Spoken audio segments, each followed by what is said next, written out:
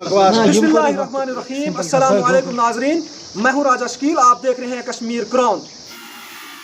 नाजरीन, जब से गुलाम नबी आज़ाद कांग्रेस से मुस्तफ़ी हुए हैं तब से कांग्रेस के अंदर जो है एक कंट्रोवर्सी पैदा हो चुकी है। वो कंट्रोवर्सी आज़ाद वर्सेस कांग्रेस चल रही है।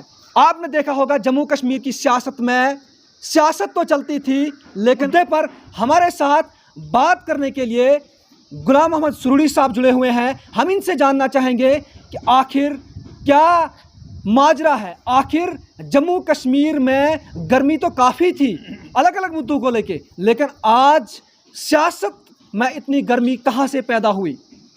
सबसे पहले सर आपका खैर मकदम है। बहुत बहुत शुक्रिया। सबसे पहले सर मेरा सवाल रहेगा आपसे, जब आप सब कांग्रेस में थे तो तब कांग्रेसी जो है एक प्लेट में एक ही नारा होता था, आज़ाद साहब, विकार साहब, मीर साहब, सुरूरी साहब। लेकिन इस वक्त वही सुरूरी साहब, वही आज़ाद साहब, कोई वही विकार साहब, कोई डंपर वाला तो कोई फ्रूटी बेचने वाला तो कोई टांग बेचने वाला तो कोई छोले बेचने वाला, क्यों हुआ? देखिए, जहाँ तक ताल्लुक़ है कि जब तक हम कांग्रेस में थे तो ये आपको जानकारी है कि आज़ाद साहब की बदौलत से हम सब लोग यहाँ तक पहुँच गए, असम्बली तक पहुँच गए। फिर कहाँ से कौन उठा, कहाँ से किसको किस जगह से उठा के लाया तो असम्बली तक पहुँचे। तो उनकी अगर पुरानी वीडियो निकाली जाएंगी तो वो भी आप देखेंगे चंद दिनों में कि वो इससे कबल जब आज़ाद साहब कांग्रेस में थे वो उनकी स्पीच क्या थी, वो क्या बोलते थे।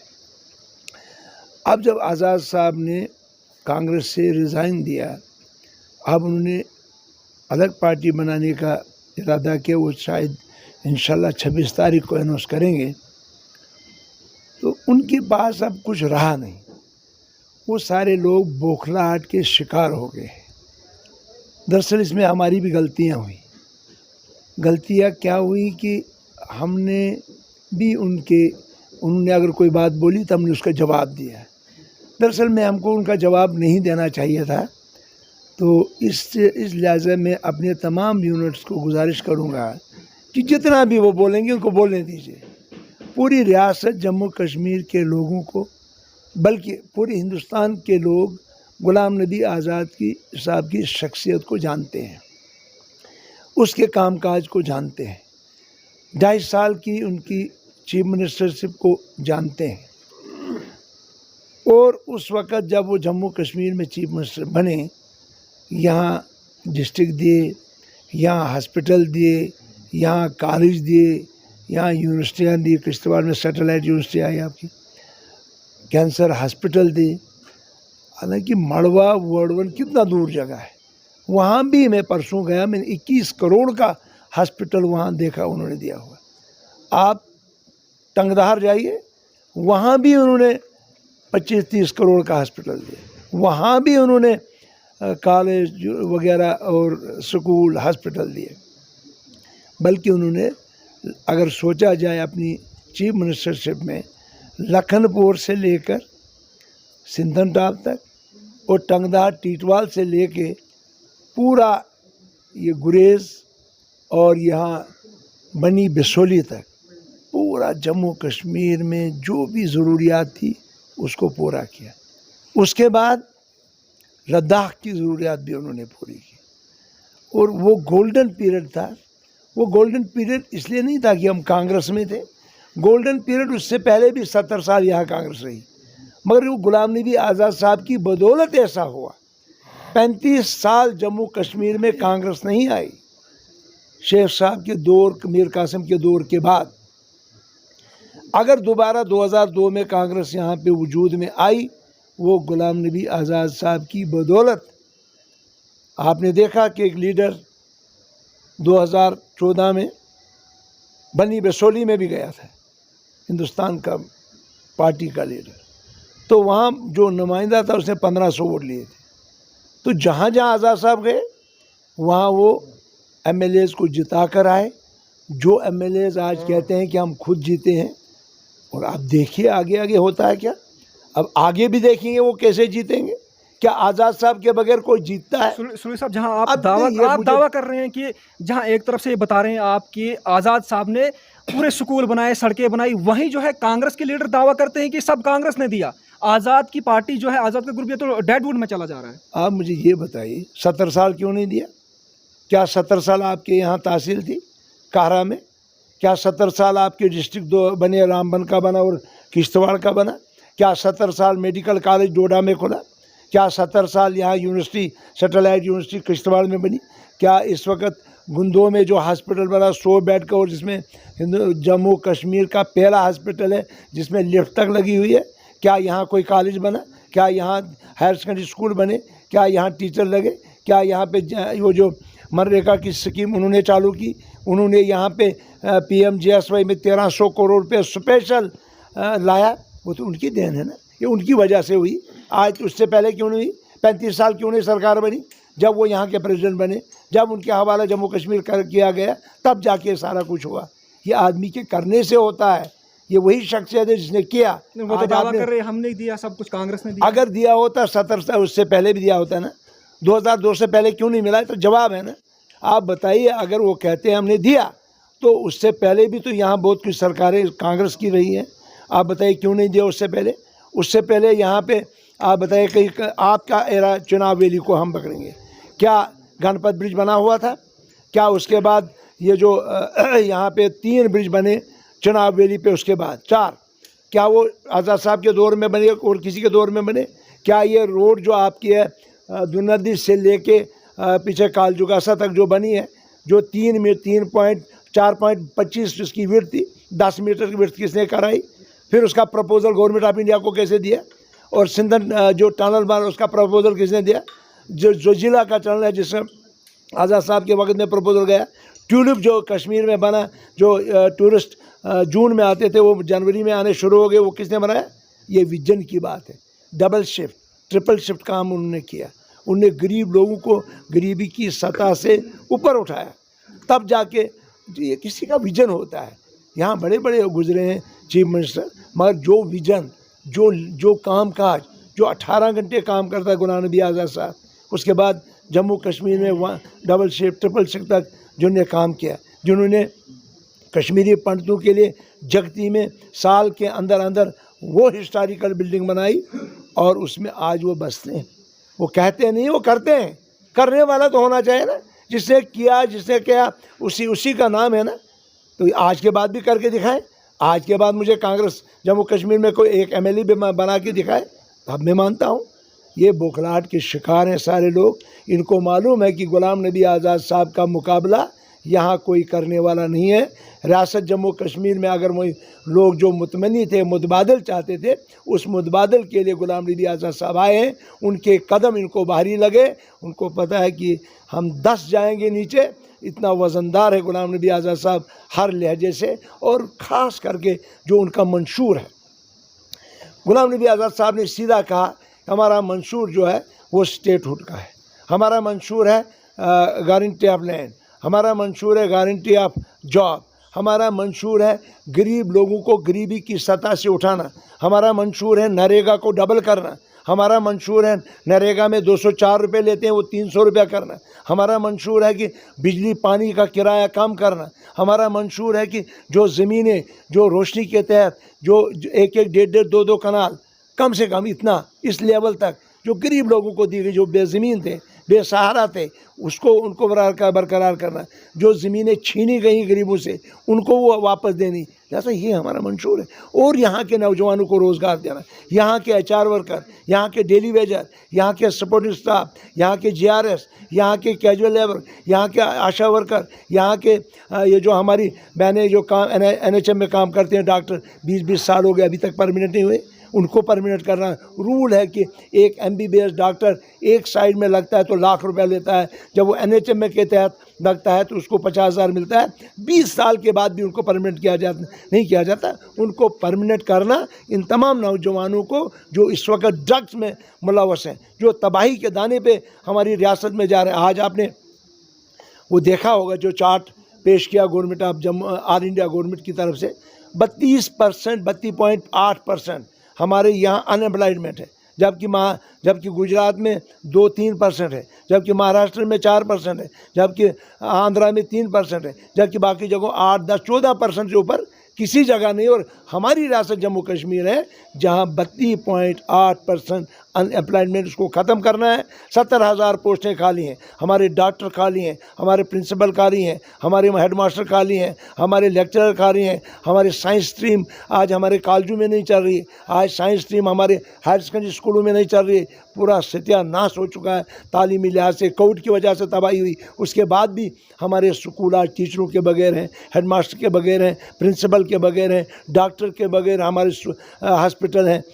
लिहाजा उनको पूरा करना हमारा काम होगा। इसलिए हम चाहते हैं यहाँ के लोगों की खिदमत करना, बेलूस खिदमत करना सूरी साहब, और रिश्वत को खत्म जिस तरह से आज़ाद साहब ने कश्मीर में दावे से कहा कि दफ़ा 370 जो है वापस नहीं आएगा, जो दफ़ा 370 को वापस लाना चाहता है वो बीजेपी के साथ जाए, उनके इस बयान को किस तरह से आप देखते हैं? क्या दफ़ा 370 जो है वापस नहीं आएगा? और उससे दावा भी कर रहे हैं कि दफ़ा 370 वापस आएगा। और वहीं जो है जे मीर का एक बयान भी बड़ा सामने आया जिसमें उन्होंने कहा कि आज़ाद को सियासत बिल्कुल भी नहीं आती है, उससे अच्छी सियासत, उससे बेहतरीन सियासत जो है मेरा एक अदना सा वर्कर जानता है। क्या कहेंगे, किस तरह से? ये बात तो दुरुस्त है कि आज़ाद साहब जिन्होंने उसको बनाया, जिसके वक़्त में वो प्रेसिडेंट बना और जिस वक़्त में 166 के करीब हमारे वर्कर, उस वक़्त के पार्टी के वर्कर भाग गए, एमएलएस भाग गए, वो हकीकत है। उसको समझना चाहिए कि मैंने क्या कारनामे किए और मेरी औकात क्या है, फिर औकात के मुताबिक बात करें। उन लोगों को उसके बारे में पूछना चाहिए वो लोग क्या कहते हैं। असल में बात यह है कि गुलाम नबी आज़ाद साहब ने जो भी काम किया वो ज़मीन पे किया। गुलाम नबी आज़ाद साहब ने न हिंदू देखा, न मुसलमान देखा, न सिख देखा, न ईसाई देखा, न बुद्ध देखा। अब यहाँ पे इनको अड़चनें आ रही 370 की। गुलाम नबी आज़ाद साहब ने ये बिल्कुल नहीं कहा कि 370 हम वापस आएगा नहीं। ये ज़रा बताइए कौन सी से बीच में उसे उन्होंने ये कहा कि 370 पार्लियामेंट से वापस नहीं आएगा, वो तब आएगा क्वेश्चन मार्क जब हमारे पास 250 या 270 एमपीज होंगे। वो कभी हो सकते हैं, अगर हो सकते हैं तो फिर आ सकता है, अगर किसी का मंशूर हो तो वो है ही नहीं। कितने साल आज तो कांग्रेस के पास 40-50 टोटल हैं, आगे मेरे ख्याल में 20 से 25 जाएंगे। कब आएंगे वापस? नंबर 1, अगर आप पैदा करते हो वो एमपीज, वो पार्लियामेंट में जीत के आते हैं, तब हम उम्मीद कर सकते हैं वो भी उस पार्टी क्या है जिनका कोई मंशूर हो। किस पार्टी का मंशूर है ज़रा बताइए। 9 पार्टियों ने खिलाफ वोट दिए, 277 वोट आ गए, 86% आ गए उसके हक़ में, इधर से 14% और 77 वोट टोटल आ गए। क्या उस तरह हम वापस आ सकता है? आ सकता है? नहीं आ सकता है। दूसरा है कि बीजेपी के प्राइम मिनिस्टर जो है इस वक्त नरेंद्र मोदी जी कहते हैं कि उनसे हम वापस लेंगे। क्या वो हो सकता है वो वापस देंगे? जिनका मंशूर था, जिनका राय अमल था कि हमने 370 जम्मू कश्मीर का तोड़ना है, तो उन्हें 5 अगस्त 2019 को तोड़ दिया, अब वो वापस देंगे? कभी आप कहते हैं कि ये किसानों को बिल जो है वापस लिया। भाई किसान 5 स्टेटों में रहते हैं, अगर 5 स्टेटों में राशन बंद करेंगे तो हमारे 70 करोड़ लोग मारे जाते हैं। और दूसरा, उन्होंने 1.5 साल लाखों के तादाद में ट्रैक्टर जो है बॉर्डर दिल्ली पे रखे। उन्होंने ये जो लाल किला था वहाँ तक वो पहुँचे। क्या हम पहुँच सकते हैं? क्या इतनी संघर्ष इतना हम कर सकते हैं? यहाँ के लोग कर सकते हैं? यहाँ 5 अगस्त 2019 के बाद आपने देखा घर से बाहर कोई निकला। लिहाजा वो नामुमकिन है। अगर किसी को उनकी दोस्ती है, अगर कोई उनसे प्यार करता है, अगर उनके साथ कोई मिला है तो वो लाएं वापस, अगर उनसे हो सकता है। क्या ला सकते हैं? नंबर 2, तीसरा उन्होंने कहा ये जो है ये सुप्रीम कोर्ट में है, और सुप्रीम कोर्ट में जो फैसला होता है हमें कबूल है, हमें यकीन है सुप्रीम कोर्ट में, जुडिशरी इंडिया की पर हमें यकीन है। आप बताइए, बाबरी मस्जिद और राम मंदिर पे 45 साल लग गए, अगर इस पे भी लगेंगे 40 साल या 45 साल या 30 साल, तब तक हम हाथ पे हाथ रख के बैठ जाएंगे। तब तक हमारे लड़के कहाँ जाएंगे, नौजवान कहाँ जाएंगे, रोज़गार कहाँ जाएगा, बेकारी कहाँ जाएगी, हमारे बच्चे के स्कूल, हॉस्पिटल और क्या उस पर तब तक हमें तामीर तरक्की का काम नहीं करना है। इसलिए जो जुडिशरी में जो सुप्रीम कोर्ट फैसला करेगी, सब लोग लड़े, वहाँ तो वकला ने लड़ना है। लिहाजा वो जाके वहाँ लड़ें, सब लड़ें, हिम्मत करें। अगर वापस वो देंगे तो 3 साल 1 महीना उस फाइल को भी उठाया। आज कल उनने फाइल कहीं उठाई, कहा कि आप हम ये जो आप दशहरा के बाद देखेंगे। उसके बाद उन्होंने बेंच बनाना है, उसको भी 1 साल लग जाएगा। उसके बाद फिर उस पर बातचीत होगी, उस पर डिस्कशन होगी, फिर पता नहीं कितने साल लग गए। क्या जो कहता है कि मैं कल दे दूंगा, वो ज़रा डेट फिक्स करे। ये सिर्फ वोटों के लिए, लोगों को उकसाने के लिए ऐसा कुछ करते हैं। अब इनके पास मुद्दा कोई नहीं है, अब इनके पास कोई बात है नहीं। अब 2 चीज़ें इनके पास है। क्या लगता है कि कांग्रेस लोगों को उकसाकर जीत सकती है? तो कांग्रेस का तो अब नाम ही नहीं है। अब कांग्रेस जो थी वो ख़त्म हो गई जम्मू कश्मीर में। मैं हिंदुस्तान की बात नहीं कहूँगा, लेकिन वो तो दावा करते हैं कि आज़ाद को हमने निकाला, जी मीर ने निकाला है कांग्रेस से। देखिए, उन्होंने तो पहले दिन लिस्ट निकाली थी, आज़ाद साहब को रियासत जम्मू कश्मीर का चीफ कैंपेनर बनाया था। दूसरे दिन तो उन्हें रिज़ाइन दिया। कहाँ उन्होंने बनाया था?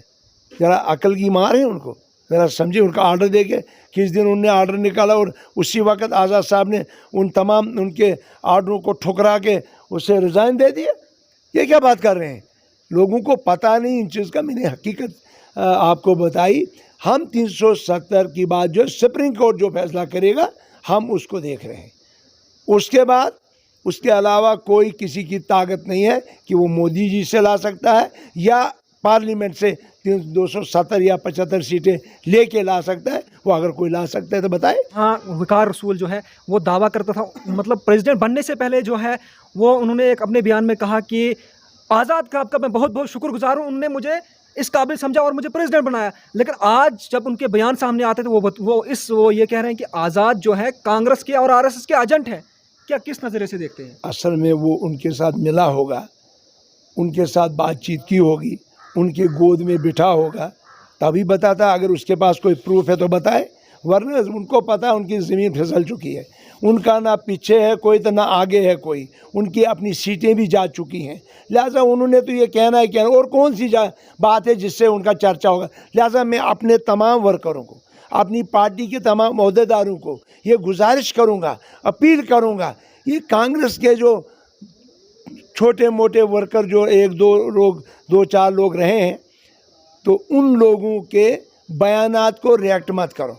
देखिए, खुद दफन हो जाएंगे।